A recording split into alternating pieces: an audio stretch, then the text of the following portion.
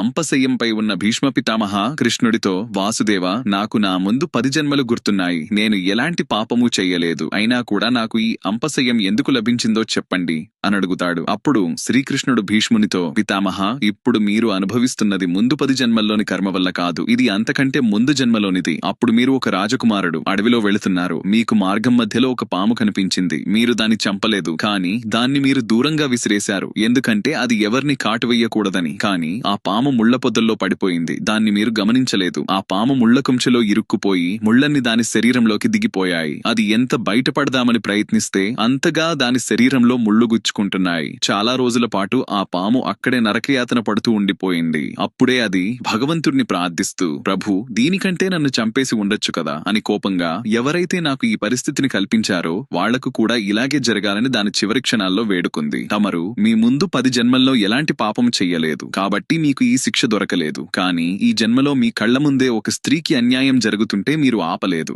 ఆ క్షణమే మీరు ఈ పాపంలో భాగమయ్యారు. కాబట్టి ఎలాగైతే ఆ రోజు ఆ పాము ముళ్ల పొదల్లో చిక్కుకుందో అలాగే ఈ రోజు మీరు అంపశయ్యంలో చిక్కుకున్నారు. మీరు ఎంతటి కర్మనైతే చేస్తారో అది మీకు తప్పకుండా జరుగుతుంది. అది ఈ జన్మలోనైనా లేదా మరుజన్మలోనైనా అని కృష్ణుడు భీష్మునికి వివరిస్తాడు.